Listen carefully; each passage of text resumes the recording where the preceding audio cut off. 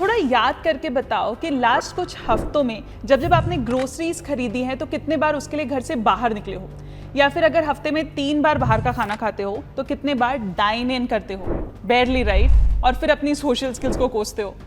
पर पहले याद है चीज़ें कितनी अलग हुआ करती थी।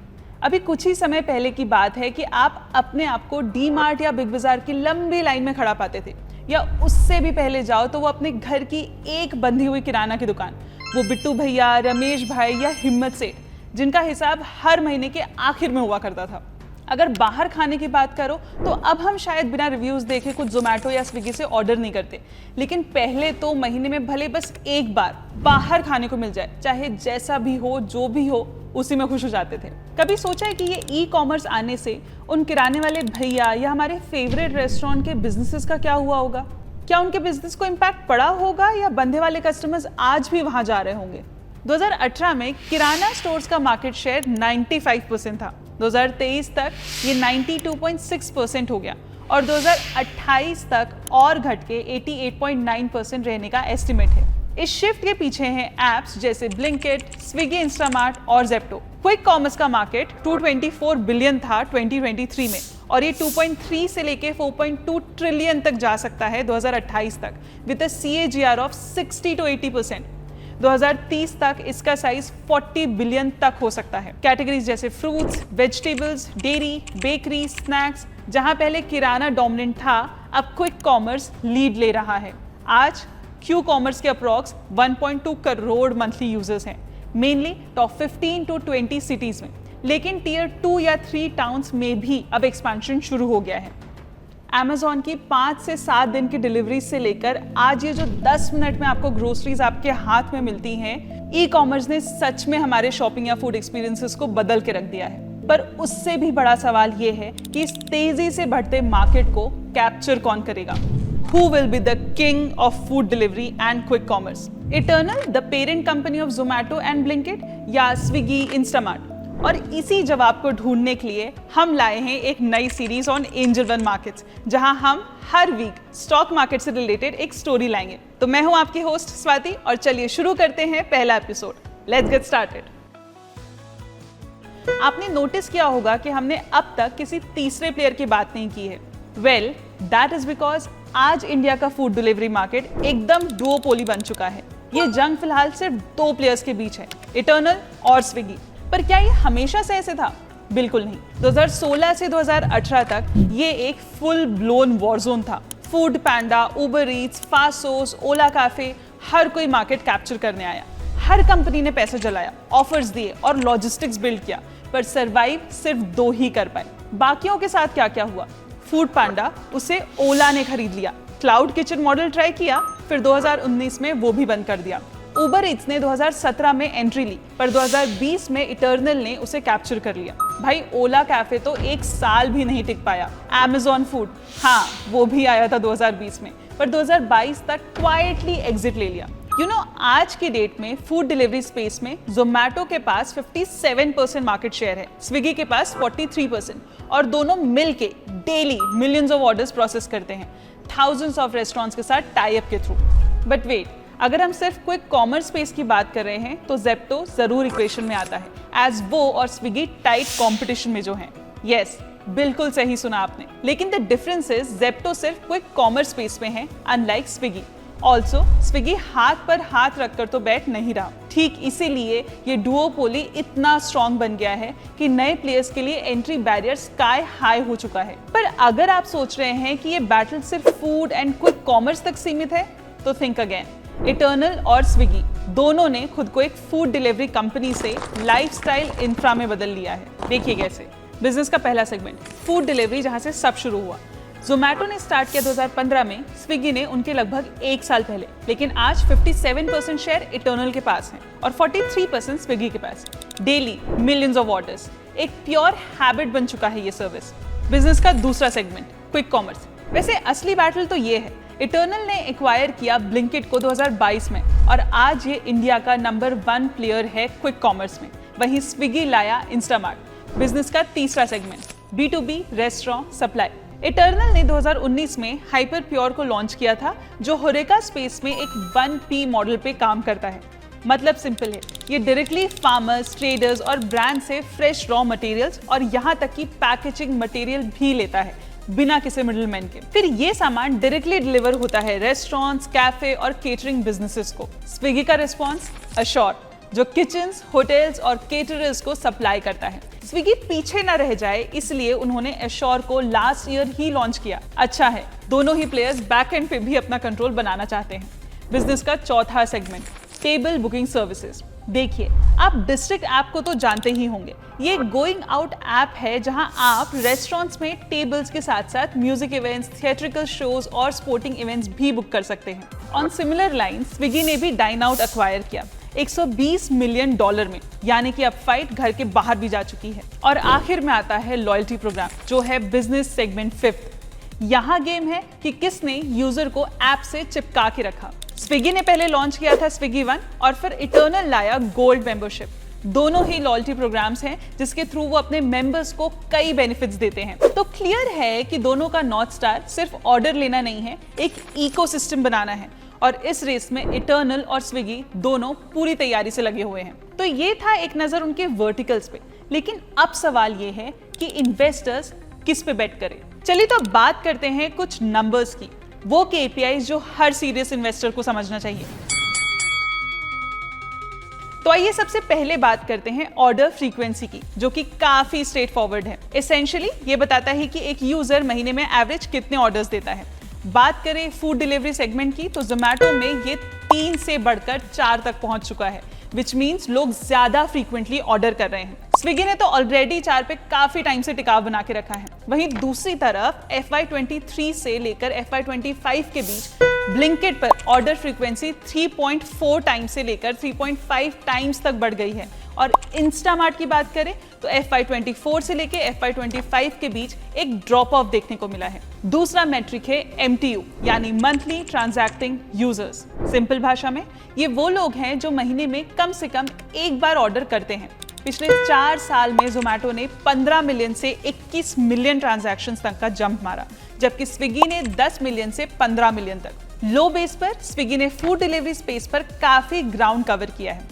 हालांकि क्विक कॉमर्स स्पेस में एक बात तो क्लियर है कि ब्लिंकिट काफी एग्रेसिवली ग्रो हुआ है, गिवन दैट दोनों ही प्लेटफॉर्म्स FY23 में लगभग सिमिलर थे। लेकिन FY25 आते आते ये डिफरेंशियल काफी स्प्रेड हो चुका है बिटवीन ब्लिंकिट एंड इंस्टामार्ट। तीसरा, टोटल नंबर ऑफ ऑर्डर्स। ये तो सीधा मैट्रिक है, कितने ऑर्डर्स आए। FY22 के बीच जोमैटो ने 535 मिलियन से 850 मिलियन प्लस तक का धमाका कर दिया, जबकि स्विगी 450 मिलियन से 630 मिलियन के आसपास। मतलब क्लियरली इटर्नल का स्केल स्विगी के कंपैरिजन में काफी बड़ा है। सिमिलर मैट्रिक में क्विक कॉमर्स स्पेस में इटर्नल ओन्ड ब्लिंकिट ने फिर एक बार स्विगी, इंस्टामार्ट को पीछे छोड़ दिया। अब बात करते हैं AOV, एवरेज ऑर्डर वैल्यू। ये बेसिकली बताता है कि हर ऑर्डर की एवरेज वैल्यू कितनी है। फूड डिलीवरी स्पेस में इटर्नल का AOV कंसिस्टेंटली बढ़ रहा है। हमारे पीरियड अंडर कंसिडरेशन के बीच ये 398 से लेकर 453 तक इंक्रीज हुआ है और स्विगी का AOV भी 407 से 458 तक आ गया है। वेराज क्विक कॉमर्स की ओर नजर डालें तो FY23 से 25 के बीच ब्लिंकिट ने अपना AOV ₹541 से इंक्रीज करके उसे ₹667 तक पहुंचा दिया है। वहीं इंस्टामार्ट ने एक अच्छी रिकवरी दिखाते हुए सेम पीरियड में अपना AOV ₹398 से ₹514 तक ला दिया है। और ये ट्रेंड इन दोनों कंपनीज के प्रॉफिट मार्जिन्स के लिए बहुत अच्छा सिग्नल है। कैसे? वेल, AOV अगर इंक्रीजिंग ट्रेंड पर है तो इसका मतलब है कंपनी का रेवेन्यू तेजी से बढ़ता है। हर एक डिलीवरी पे ज्यादा पैसा कमा पाते हैं। लॉजिस्टिक्स कॉस्ट का बर्डन कम होता है क्योंकि एक ही डिलीवरी में ज्यादा आइटम्स भेजे जा रहे हैं। जोमैटो और स्विगी दोनों ही चाहते हैं कि AOV बढ़े। इसीलिए तो आप जब भी चेकआउट करते हो तो इंस्टामार्ट आपको मैक्स सेवर कार्ट से टेम्प्ट करता है एडिशनल आइटम्स कार्ट में और डालने के लिए, या फिर ब्लिंकिट कुछ वैल्यू के ऊपर आपको फ्री डिलीवरी देने का प्रॉमिस करता है। नेक्स्ट KPI है GOV और ग्रॉस ऑर्डर वैल्यू, यानी जितने भी ऑर्डर्स प्लेटफॉर्म पे प्लेस हुए हैं over a period of time, उन सब का जो टोटल पैसा बनता है बिना किसी रिडक्शन के। इसमें ना तो डिस्काउंट माइनस किया गया होता है, ना डिलीवरी चार्जेस, ना टैक्सेस, ना प्लेटफॉर्म का कमीशन।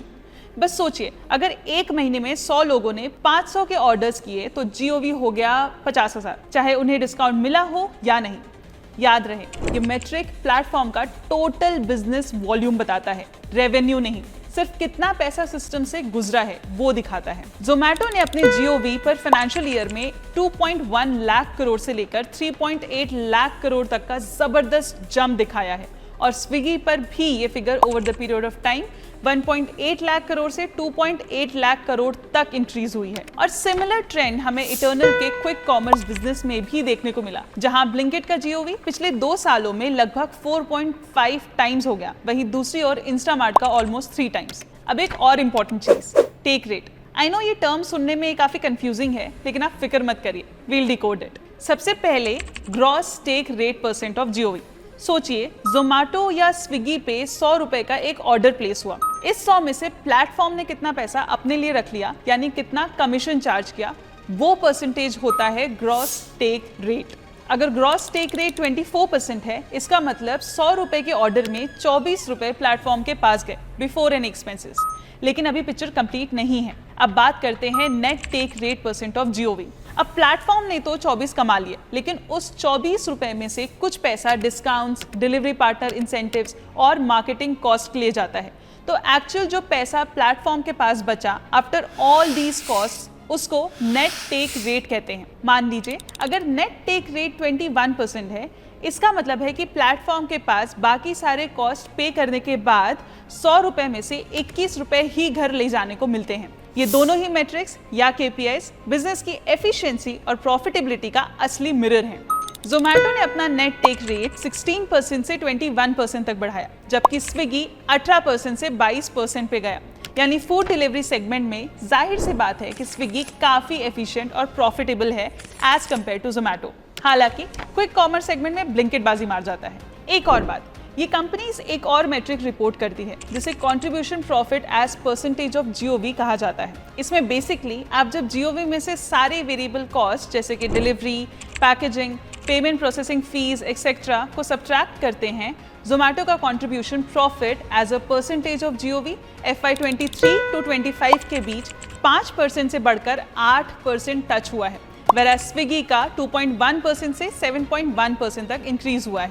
वहां सिमिलर पीरियड में क्विक कॉमर्स स्पेस में ब्लिंकिट का contribution profit as a percentage of GOV -7% से जंप करके 3% तक, यानी कि पॉजिटिव टेरिटरी में आ गया है। हालांकि सेम पीरियड में इंस्टामार्ट का contribution profit as a percentage of GOV -23.6% से इंप्रूव होके -4% तक आ गया है।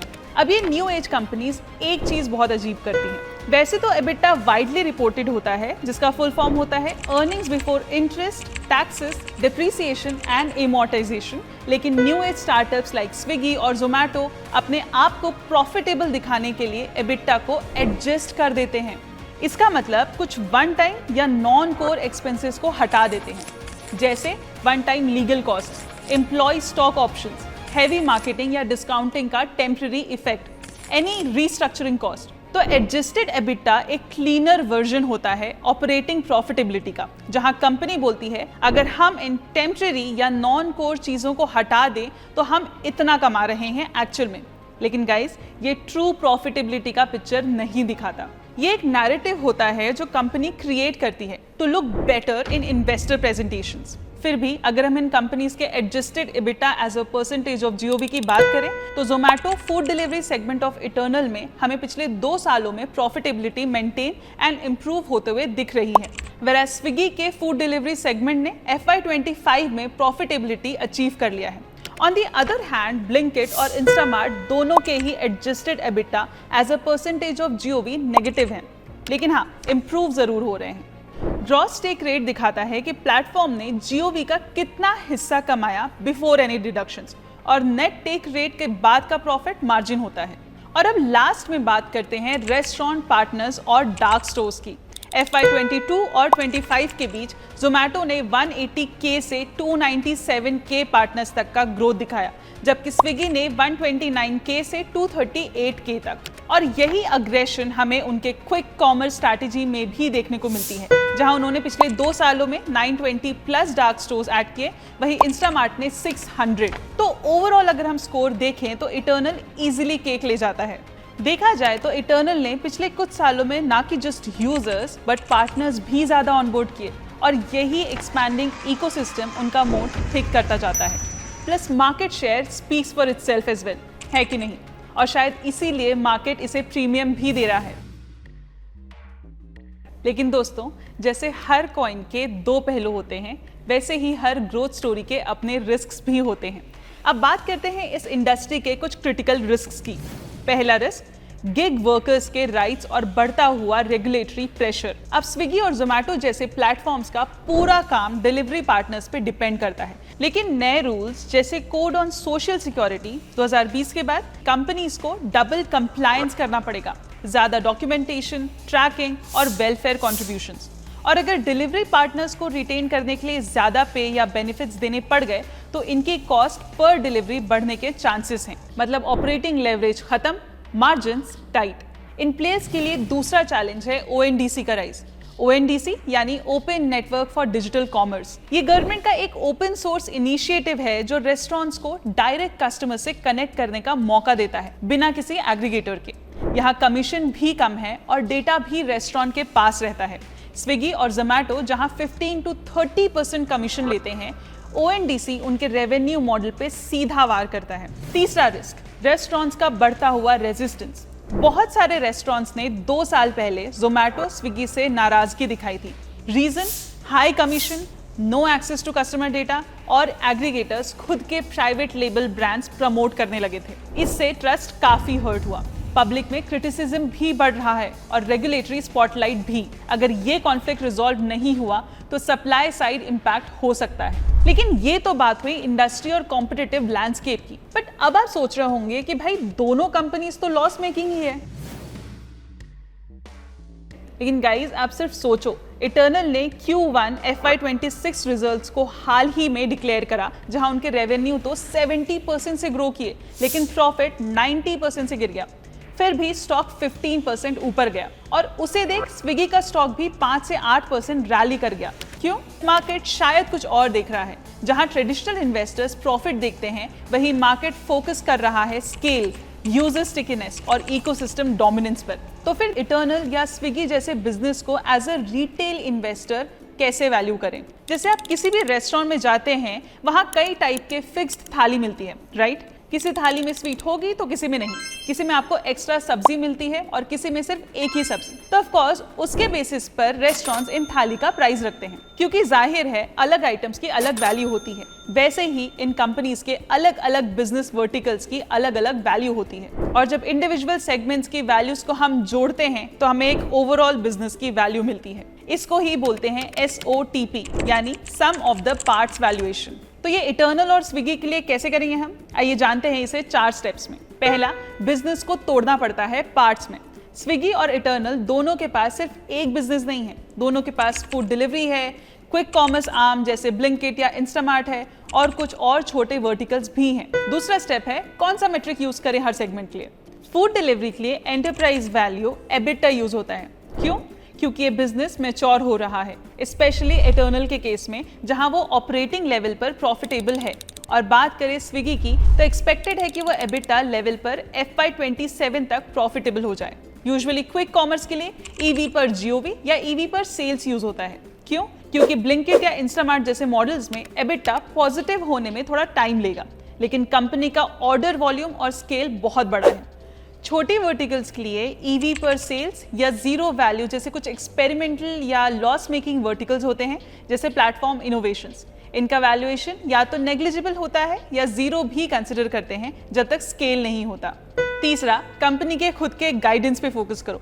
मैनेजमेंट ने हो सकता है EBITDA मार्जिन और GOV के रिगार्डिंग गाइडेंस दी हो फॉर द फ्यूचर, तो आप फ्यूचर का EBITDA या GOV फोरकास्ट लेके उस पर एक इंडस्ट्री मल्टीपल लगा सकते हो और उससे इस पर्टिकुलर सेगमेंट का वैल्यू निकलता है। इटर्नल ने Q1 FY26 में कहा कि ब्लिंकिट 2027 तक EBITDA पॉजिटिव हो जाएगा GOV बेस पे। स्विगी ने Q4 FY25 में बोला कि फूड डिलीवरी का EBITDA 4% तक पहुंच सकता है FY27 तक। फिर आपको बस एंटरप्राइज वैल्यू टोटल डेट को माइनस करना है और कैश एंड कैश इक्विवेलेंट को ऐड करना है एंड देन उसको नंबर ऑफ इक्विटी शेयर से डिवाइड करना है। चौथा, फाइनल SOTP बनेगा कैसे? अब हर सेगमेंट के वैल्यू को ऐड कर लीजिए। सिंपल, वो हो जाता है इन बिजनेसेस का FY27 के एस्टिमेट्स पर आपका पर शेयर वैल्यू। ये नंबर हम ऐसे नहीं बना रहे, बस ये समझने की कोशिश कर रहे हैं कि मार्केट हर वर्टिकल को अलग तरीके से वैल्यू करता है बेस्ड ऑन प्रॉफिटेबिलिटी और ग्रोथ क्लैरिटी। अब चलते हैं क्लोजिंग थॉट्स की तरफ। पोस्ट Q1 FY26 रिजल्ट्स की मैनेजमेंट की स्ट्रॉन्ग कमेंट्री और सब्सिक्वेंट प्राइस मूवमेंट्स के बाद इटर्नल, आज जिसके मार्केट कैप ने डिकेड्स ओल्ड जायंट्स जैसे Wipro, D-Mart, Tata Motors, Nestle India, Bajaj auto, Asian paints, IOCL, Tata steel, Grasim और JSW स्टील से भी आगे निकल चुका है। एक बात क्लियर है कि मार्केट इन दोनों के बिजनेसेस को सिर्फ एक फूड डिलीवरी बिजनेस की लेंस से नहीं देख रहा, बल्कि एक all in one digital ecosystem के रूप में देख रहा है। और हमारा काम आपके लिए ऐसे ही वीडियोस और बिजनेसेस को आप तक लाना है। तो ये था इस सीरीज का हमारा पहला वीडियो। कमेंट्स में जरूर बताइए कि आपको ये डेब्यू एपिसोड कैसा लगा। अगर ये फॉर्मेट इन्फॉर्मेटिव लगा तो लाइक करो, सब्सक्राइब करो और बेल आइकन दबाओ, और नीचे कमेंट करके बताओ कौन सा सेगमेंट प्रोसीड करना चाहते हो। प्रॉफिटेबिलिटी, कंपटीशन, फाइनेंशियल मैट्रिक्स और क्या चीजें क्लियर करना है आपके लिए। नेक्स्ट वीडियो में हम डीपर एनालिटिक्स लाएंगे इन्वेस्टर वर्दी नॉलेज के साथ। तब तक के लिए यही है। मैं हूं स्वाति और मिलते हैं नेक्स्ट वीडियो में। Investments in securities market are subject to market risks. Read all the related documents carefully before investing.